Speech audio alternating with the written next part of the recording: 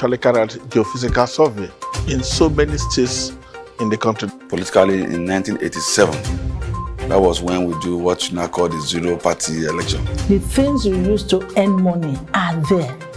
It's just for you to know how to think of developing them.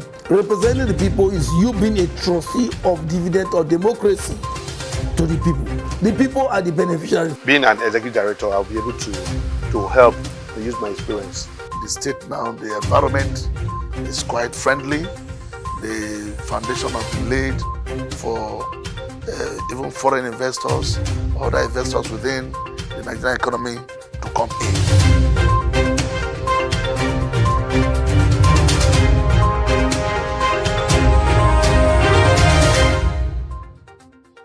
We always come to the spot to extract from some social, economic and political leaders their achievements, their works, and of course their involvement to the development of Delta State. Welcome to the biggest personality television program, Delta Scope. My name is Isioma Adigo. Delta Scope is a weekly magazine program that profiles some social, economic and political leaders that have contributed their own quota to the development of Delta State in their various leadership capacities. Today, on your personality program, Delta Scope, our media crew met with a vibrant, principled, purpose-driven, and of course selfless personality. Someone who has, and will always, according to him, be a youth leader, a technocrat who has excelled in various businesses. We're talking about Honorable Anthony Emeka Elekeokwuri, Honorable Member representing the good people of Ikan North East State Constituency of the Delta State House of Assembly. Let's meet him and hear what he has for us today.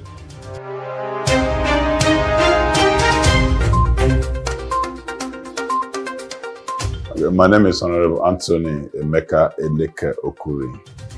I am the Honorable Member representing Ikan North East in this Delta State Assembly. By the special grace of God, the Chairman, House Committee on Public Accounts.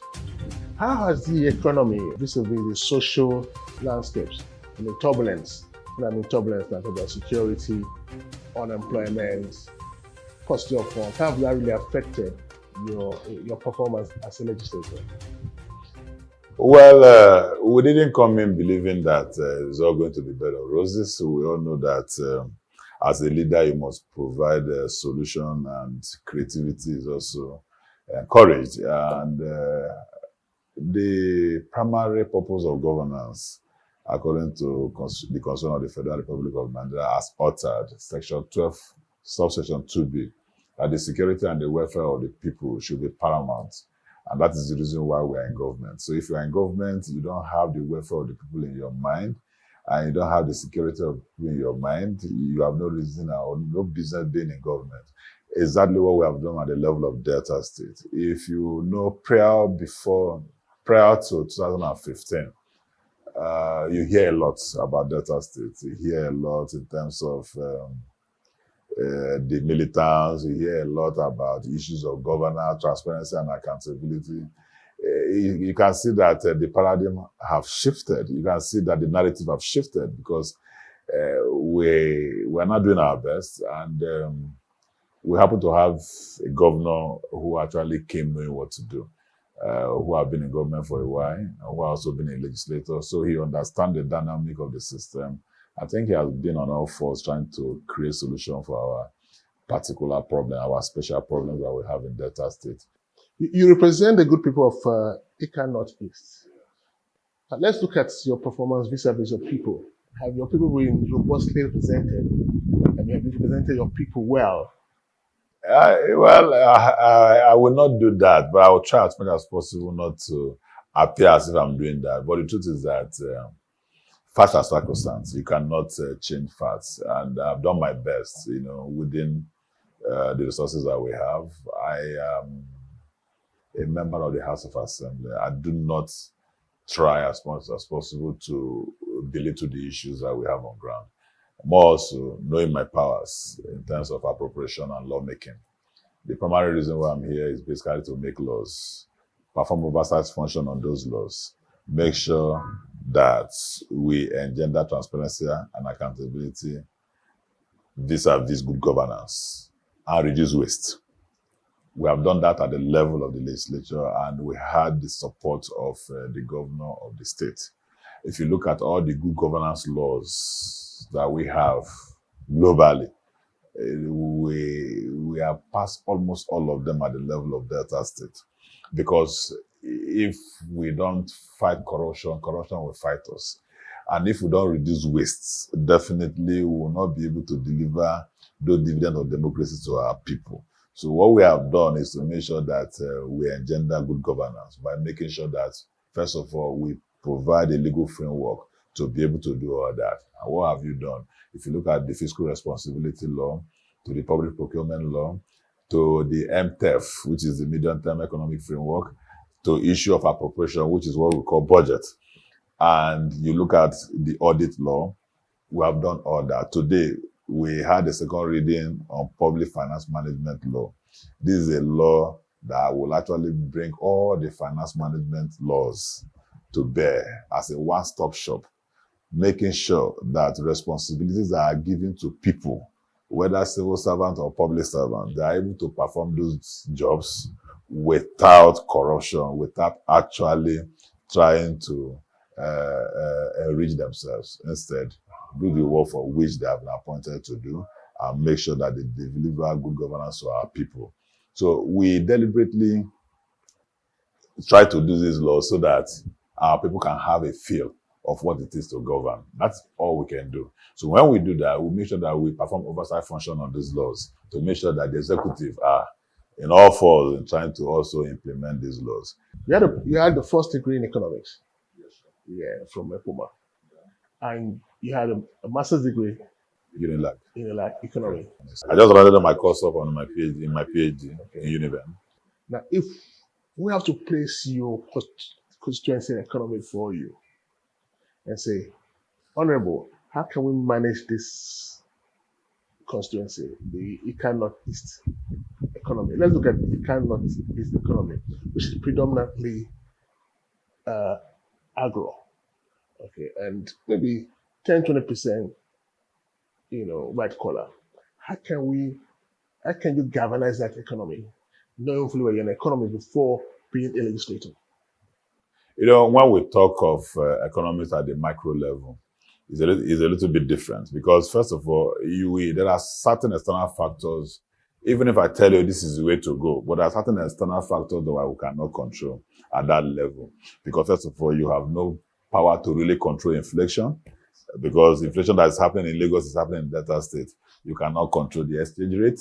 I guess there are certain things that you cannot control. Apart from all these external factors, there are also issues that you can manage at that micro level, that you're going to say, okay, well, this is an agrarian society. What are we doing right now? What is the stage that they are right now? How can they be helped? So when you look at this, you say, okay, subsistence farming is what we have in Ika Northeast.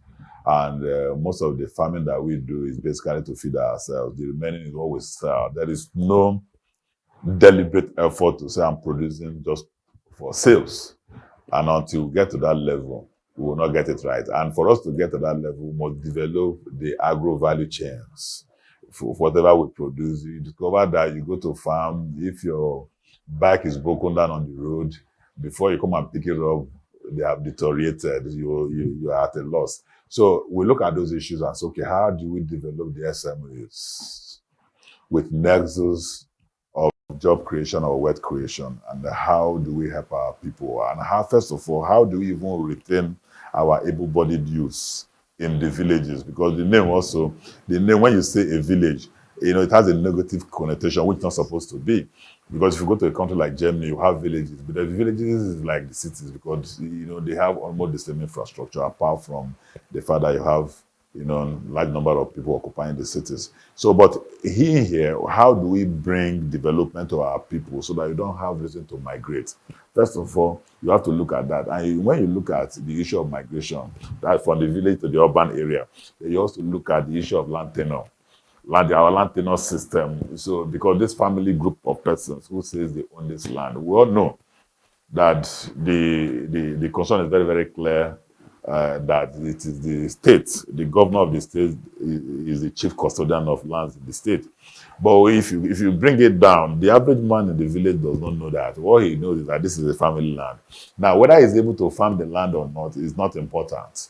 So how do government come in to say, you're not using this land? How do you take over this land to make it productive? Why we also design a way for you to benefit from that land in terms of equity or any level of participation.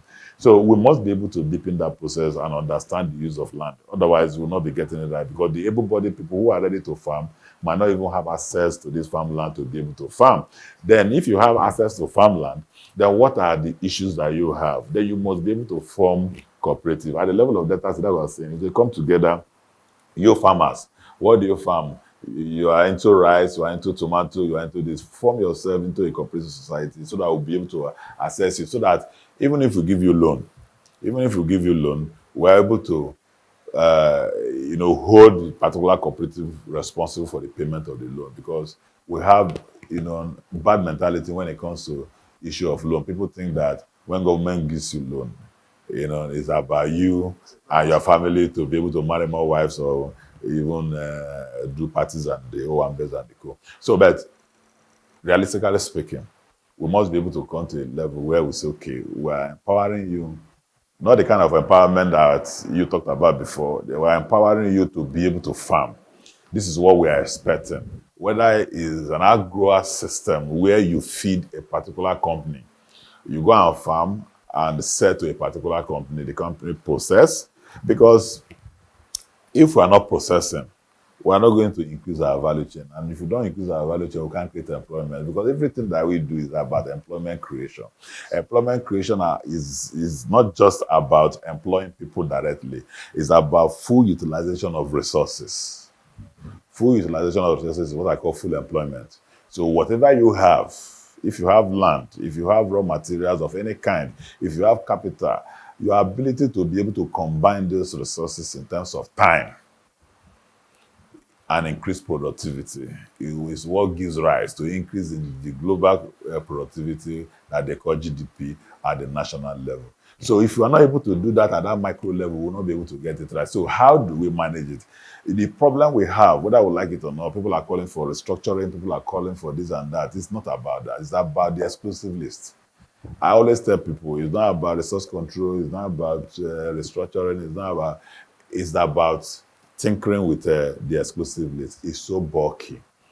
We should be able to reduce the size of the exclusive list to allow people, unbundle it, to be able to allow people, be able to manage their resources. You don't expect, whether I would like it or not, people are not going into mining because, first of all, I need to spend so much money, and before it start yielding results, it takes a number of years, it has long-term effect and the rest. Yes, if I do it, who am I doing it for? I'm doing it because once I'm able to, benefit from that resources, I send it to the federal level for us to share it. Let's look at Anthony from the primary school days in Ede to Ede Grammar School. What are your dreams? I had dreams that, when I grow up, I'm going to be. I used to dream of drama, and thank God I ended up, doing what I'm doing. Like, what were your dreams, growing up? Well, growing up, like any normal child, my father was a civil servant, and he died when I was 5. And we came back to the village, and I started afresh in primary school. And it was just for me then. There was no real dream actually until I probably got to secondary school. Then it was just for me to pass my exams, make sure I do well, make sure I'm a good child. My mother would always tell me, you don't have father. And I hate being reminded that I don't have father, because it's a situation that I needed to deal with. Early in life, I discovered that if I continue to dwell on the fact that I don't have a father, then I will not be able to succeed. Deal with it, it's over. You don't have a father, and there's nothing you can do about it. So my struggle began very early in life. I realized that I didn't need anybody to tell me that, look, you need to do more than others to be able to, meet up with your friends. I had friends whose fathers were teachers, basically teachers at that rural level. So it was basically a dream that requires me passing my exam and coming up at the top level, first, second, and third. Because my mother would What not. position were you retaking? Yeah, first, second, third, around that. But it was always first position, if I can remember. But I remember that in my primary six, I was top in my class. So that's what I remember. But I know that I didn't come below fourth position. So we did all that in secondary school. So I saw all these extension service people coming to my village to look at farms and co. So I had interest in farming. I had interest in.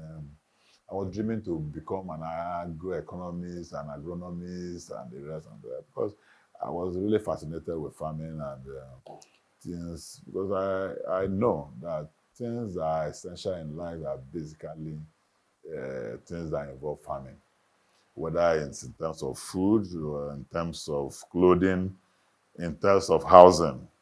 There is no way you will not deal with the issue of farming in terms of these three essentials. So I had interest in farming. I had farms in my secondary school.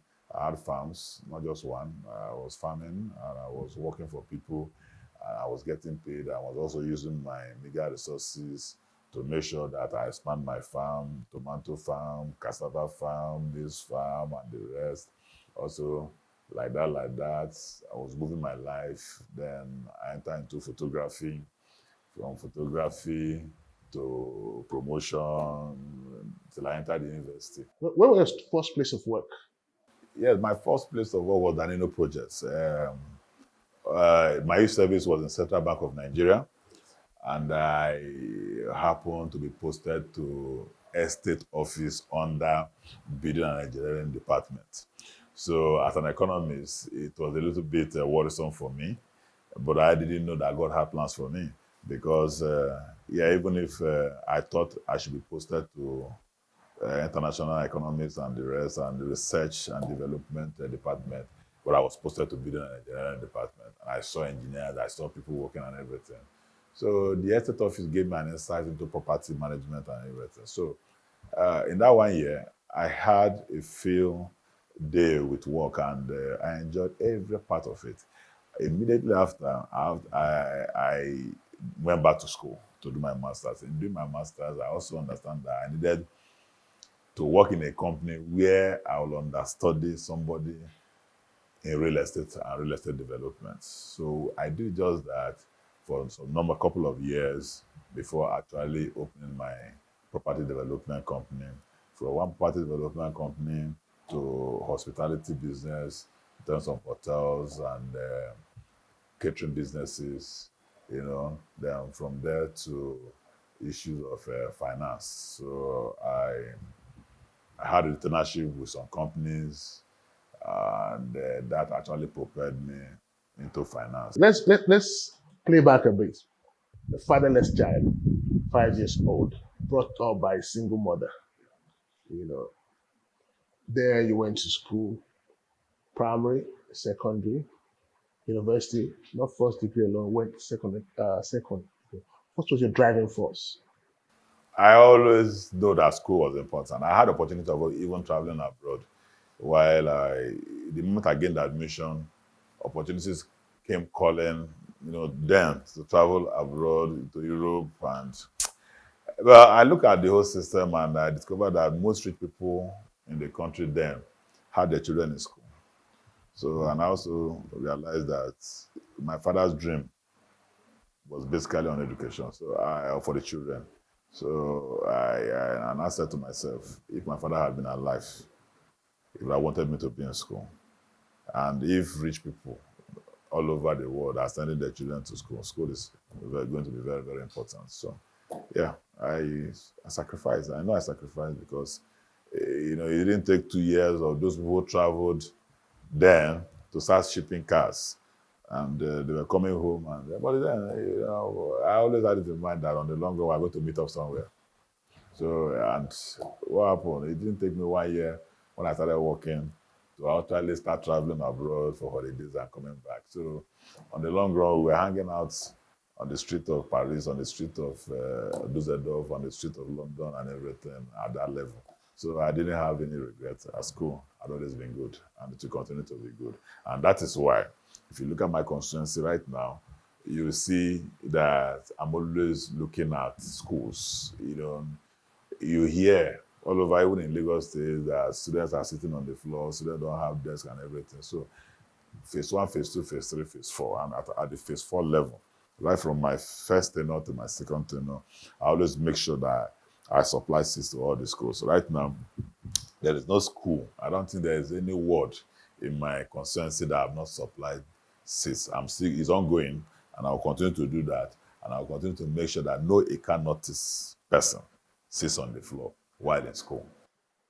Your people and you, what's your passion towards your people? Love.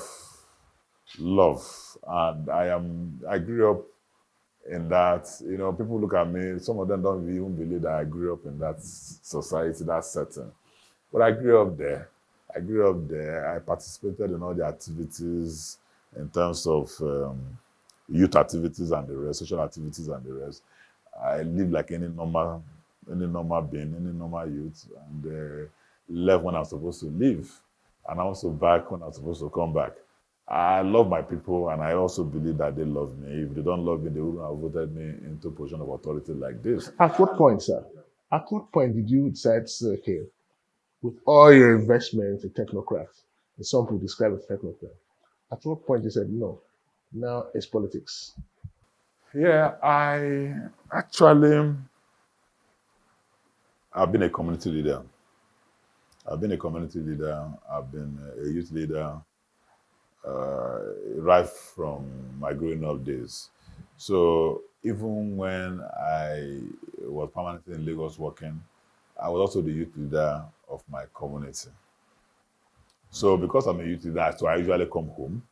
I usually will participate in any activities in terms of whatever that will bring development to my community. I interact with politicians.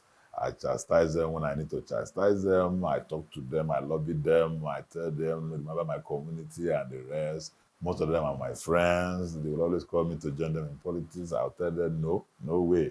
Because I was focused on my business and I was also a growing up person. So I didn't need any distraction. So with that, everybody just knows me as somebody who is interested in development of my community.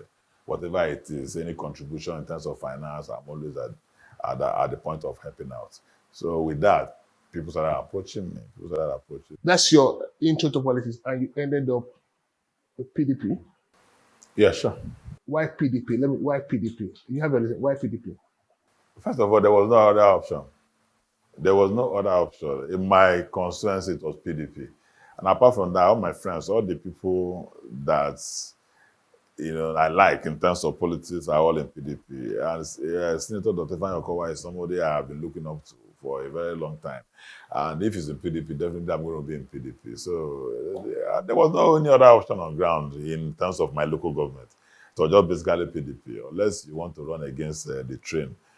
Then there was no need doing that. So I just joined the train, and we are moving on the same direction. And it wasn't as if I joined them because I wanted to be a legislator. I joined them because I wanted to contribute my quota. And here I am. So it has really... Let me ask you the obvious question. And I don't know the obvious answer, but I know the obvious question. What has PDP done to the states? A lot. Like I said, I started by issues of governance in terms of transparency and accountability and making sure that there's a reduction in waste. And I also, you're working in a system and you're not afraid of doing what you want to do, especially when you know you're on the right track. And the governor is supporting you because he knows that you are supporting the system to grow. Now, we started by saying, look, we need to reduce waste. When we came in, if you remember vividly in 2015, there was economic meltdown. States were not able to pay salaries. So the governor came in at that point, and there was no money anywhere. The state was indebted to a level, and to pay salary was an issue. So all he needed to do was organize himself and say, okay. He was creative, and he was able to swim out of that water. And today, look at where we are in terms of infrastructure. So on a final note, how would you encapsulate your journey in politics? This from when you started now. How would you say it's been? It's been good. It's been good. I have no regret whatsoever because if you look at what we have been able to achieve, there's no way I would have been able to achieve those things even in the private sector. I always tell people, if you're not ready to serve the people, don't go into governance. You must be close to the people. That's why I'm always home. There is no 1 week I don't go home. I go home, my gates are open. Whatever it is, you call, you tell me about your problems and everything. You want I'm able to solve, I solve. Because oftentimes the people at the grassroots look at you as a god that can solve all their problems. So when you are not able to solve them, they are disappointed. But you also need to manage them and manage their expectations. So I think I've been so relevant to certain situations that we have at that level. But we can, like I always say, we can do better if we have the opportunity. And what is the opportunity? The opportunity we need is that enabling environment. I am a legislator. Mine is to provide legal framework. Mine is to make sure that I help the executive to be able to do their job. And when monies are appropriated for a particular purpose, I follow the money and make sure that projects and programs are delivered as appropriated. Thank you very much for having me. Thank you. Thank you, sir. Thank you. God bless you. So much said and heard. Honorable Anthony Emeka Elekeokwuri. I must say his actions has helped enrich accountability, transparency, and the good governance of Delta State. A man characterized with such professional excellence, laudable achievement, operational efficiency, and of course, administrative straightforwardness. For active participation in your personality program, it's important you follow and subscribe to our different social media handles right on your screen. On behalf of the producer and the entire production crew, I want to say a very big thank you for riding with us on this particular edition of Delta Scope. My name is Isioma Adigwe. See you soon.